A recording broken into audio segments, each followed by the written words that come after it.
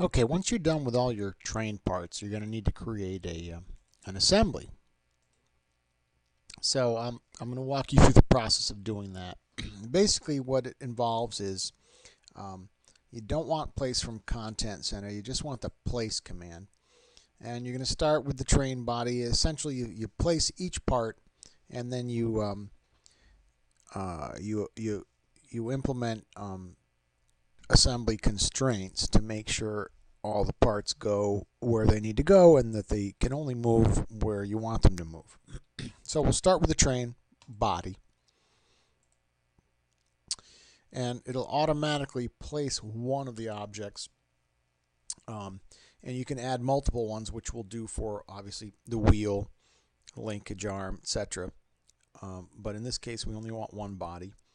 And the first thing I'm going to do, because this is usually the easiest one, is drop in the stack. Now, depending on which plane you use to create your stack, it may come in sideways.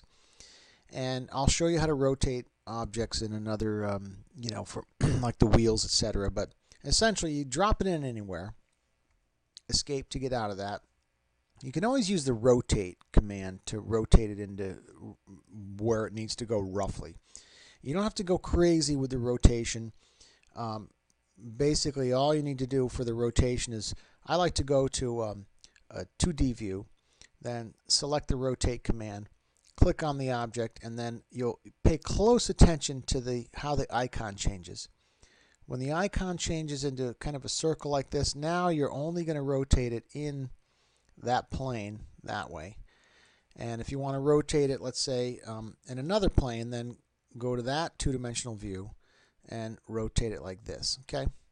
So, but I obviously don't need to rotate my stack because it came in the right way.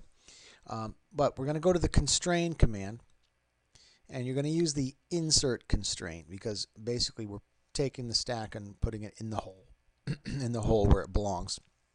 So when you use the insert constraint, you're going to want to select the edge, and notice the arrowhead, right? We want the bottom edge there, and then you orbit around and select the bottom edge.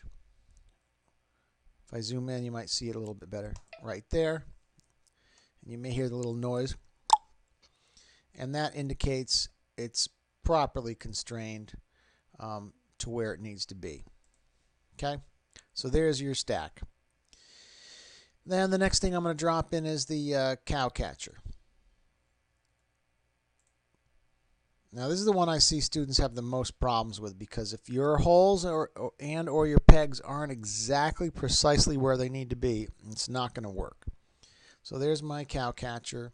Again, I'm going to use the constrain insert, and really all we need is 2 out of the 3 holes. So I'm going to select, I'll go this edge here, and then insert it into, you got to make sure you select the matching edges. I don't want this one, I want this one. Okay, so there's one of them. Okay, now I'm going to apply that and close this, and you'll notice, oh, it looks okay, right? I'm done. Oh no, I'm not done, because I can grab it and spin it around. Okay, I need to constrain at least one more hole. So I'm going to leave it at an angle like this, and go back to my constrain command, select insert, select that edge there, that edge there. Now that should be fully constrained. It's not going anywhere. It's right where we want it, and it's going to stay. Okay. Next easiest thing is, I guess, the hitch magnet and hitch peg. So we'll got to drop the magnet in first. Okay. And here we go. Here's an example of where now I've created it in a plane where it's not going to go easily, right? Well, because this is symmetrical, it's easy enough to, you can just select it and it automatically matches it up. But let's say I wanted to rotate it. Well, I'm going to select the object. I'm going to move around until I get a circle like that. And now you don't have to get perfect here, just as long as it's close, right? I'm going to leave it an angle like that just to show you how it will work. So I rotated it, but not all the way. And I want to do a constrain. And I can still do an insert even though it's not really going into the hole. I'm going to go and select that edge there. and then that edge there. And you see it still constrains it and sort of lines up the holes. Okay, so that's what I want for that one. And now I want my hitch peg, which is right there.